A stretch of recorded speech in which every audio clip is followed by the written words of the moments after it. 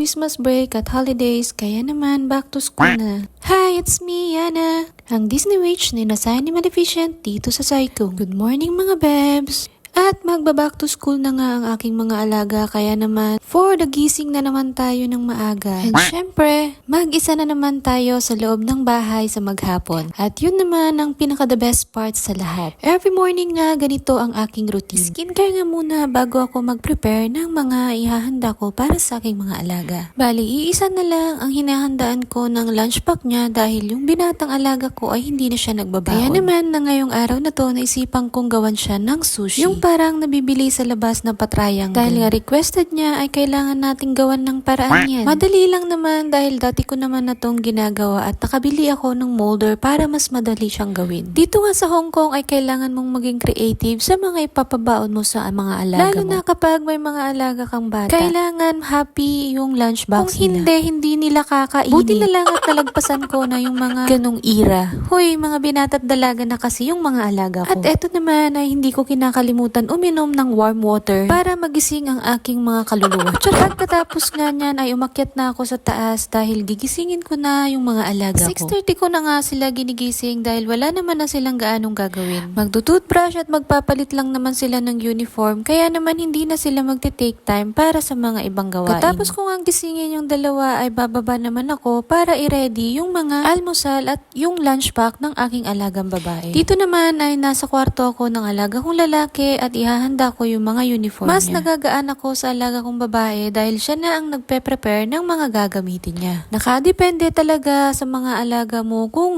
paano sila lumaki. Pero dahil mga spoiled brat ang aking mga alaga ay nakakapagod silang gisingin araw-araw. Dahil ayaw ng lalaki na nag-aalarm siya dahil nga daw maingay. At eto ay bumaba na ako para gawin naman yung baon ng aking alagang babae. Sushi triangle nga, kaya naman eto na nga siya. Hindi naman madaling gawin dahil may molder naman na akong nabili. Bali, 2 set nga lang ang ginawa ko dahil yun lamang ang kaya niyang ubusin. Pagkatapos nga gumawa ako nito ay inihanda ko na rin yung kanyang lunchbox. Habang nagpapalit sila ng uniform nila ay ako busy pa naman ito sa paggawa at paghahanda ng mga gagamitin nila sa school. Naghiwa nga lang ako ng isang buong kiwi para sa snack naman ng alaga kong babae. Yung binata ko naman na hindi na siya nagbabaon ng kahit na ano. Dahil nga naman sumasama na siya sa mga kanyang kaibigan na kumain sa kantin nila sa school. Sa snacks naman ay depende kung anong request ng alaga kong babae. Minsan magre-request siya ng mga crackers o kaya prutas. Depende sa kung ano ang prefer niya. Ito naman sa mga alaga ko ay nasanay na akong tanungin kung anong gusto nila. Dahil hindi pwedeng ikaw ang magdesisyon sa kung ano ang kakainin nila. Minsan kasi hindi nila gusto o di kaya hindi nila treat. Kaya pagka ganun ay hindi na nila kakainin at hindi sila mag-aalmusal. Para hindi masayang ang inihanda mo ay mas maubuti na lang na tanungin mo kung anong gusto nila. Dito naman ay inunda lang ako ng tinapay dahil may binili na si Amo para sa kanila. Fair square nga ang labanan dito, kaya naman makikita nyong hinahati ko sa dalawa. Pagkatapos ko nga sa almusal nila ay inihahanda ko naman ang lemon water ng aking amo. Makikita nyo naman na napakasimple lang ng mga almusal nila, kaya hindi naman ako nahihirapan maghanda. 6:55 nga ay dapat makalabas na kami ng bahay para mahabol namin yung bus. Dahil late bumaba ang aking mga alaga ay eto, nagtatakbuhan na kami. Dahil 7 AM nandun na nga yung school bus nila. Sabi ko mauna na kayo para hindi tayo mahuli lahat. Hinahatid ko nga sila kahit mga binata't dalaga na sila dahil sinasabay ko na rin ang pagtatapon ng basura. Pagkarating nga namin ay nandun na nga ang kanilang school bus, kaya naman dali na silang sumakay. At dito nga ako nagtatapon ng basura kada umaga dahil wala ngang malapit na tapunan sa amin, kaya sinasabay ko na rin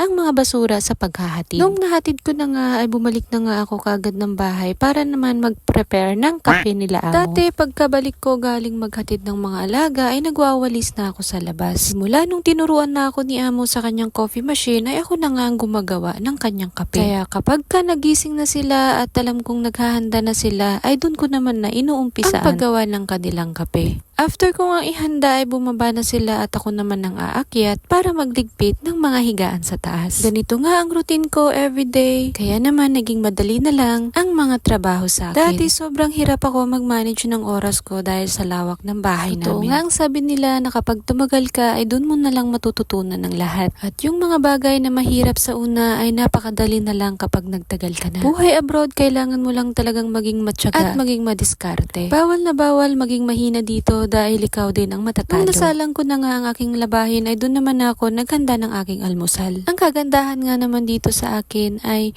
wala na akong kasama sa maghapon. Kaya diskarte ko na lang kung paano ko tatapusin ang aking mga trabaho. Para habang nag-aalmusal ako ay may nagagawa naman akong trabaho. O siya, hanggang dito na lang muna. Salamat sa panonood. Bye-bye!